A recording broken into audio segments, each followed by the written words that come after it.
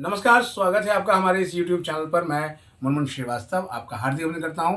अभी तक आपको पता चल ही गया होगा कि सीयूटी का यूजी का जो रिज़ल्ट है वो 15 जुलाई को देर रात तक या फिर 16 जुलाई की सुबह तक आ सकता है। तमाम जो चैनल्स हैं उन्होंने आपको अब तक बता दिया होगा। लेकिन अगर आपको याद हो और अगर हमारा चैनल आप रेगुलर देखते रहे हों तो सबसे पहले ये अपडेट हमने आपको दिया था कि 15 जुलाई को ही सीयूटी यूजी का रिज़ल्ट आएगा। हालांकि उसके बाद पीटीआई की एक खबर के हवाले से कंफ्यूज करने की कोशिश की गई कि 17 जुलाई को रिज़ल्ट आएगा। लेकिन हमने कहा था, उस कमेंट्स में भी कहा था, कुछ स्टूडेंट्स के कमेंट थे कि सर तमाम चैनल दिखा रहे हैं कि 17 को आएगा। हमने उनको लिखा था कि आप 15 जुलाई को ही रिज़ल्ट आएगा, इसका इंतज़ार कीजिए।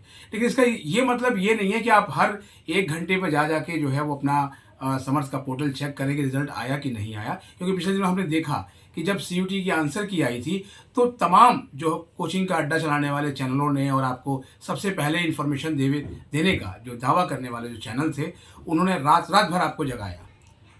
मुझे याद है कि मैं एक पार्टी में था और लगातार फ़ोन की घंटी बज रही थी, तो मैंने उस बच्चे को बोला कि जाकर सो जाओ और सुबह या दोपहर तक जाकर देखना, और तब आंसर की आ चुकी होगी। और आंसर की दोपहर के बाद आई थी। हायर एजुकेशन और दिल्ली विश्वविद्यालय को लगभग 2 दशक से कवर करने के नाते मैंने ये जाना है कि जब सरकारी संस्थाएं कोई काम करती हैं तो उसमें डीले होना लाजमी है। एनटीए के साथ तो डीले और एनटीए दोनों का चोली दामन का साथ हो गया है। लेकिन इसका मतलब ये नहीं है कि आप भी इतने व्यग्र हो जाएं कि कहीं किसी परेशानी में पड़ जाएं। परेशानी में इसलिए कह रहा हूँ क्योंकि हो सकता है कि एनटीए का रिजल्ट देखने के आड़ में कुछ जो साइबर ठग हैं वो आपको कोई ऐसा लिंक प्रदान कर दे जिसमें आप क्लिक करके अपनी इन्फॉर्मेशन भर के और किसी साइबर ठगी का शिकार हो जाएं।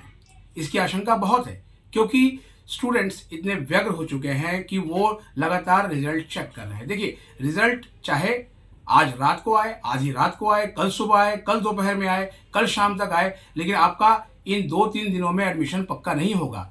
एडमिशन की प्रक्रिया सीट एलोकेशन से ही होगी और उसका भी प्रोसेस है, और ये जानते हैं आप। लगातार हम अपने चैनल पर ये बता भी रहे हैं आपको। इसलिए एक बार फिर से रिक्वेस्ट आपको करूंगा कि रिजल्ट को लेकर बेसब्र मत होइए।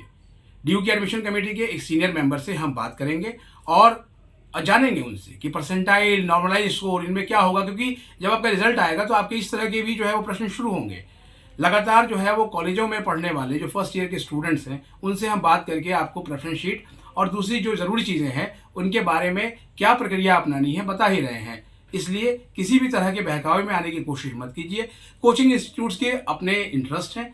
रिजल्ट आपका आएगा, जाहिर बात है स्कोर लो होगा या हाई होगा तो आप सोचेंगे कि कौन सा कॉलेज मिलेगा, कैसे मिलेगा, तो आप कहीं ना कहीं उनके चंगुल में फंसेंगे।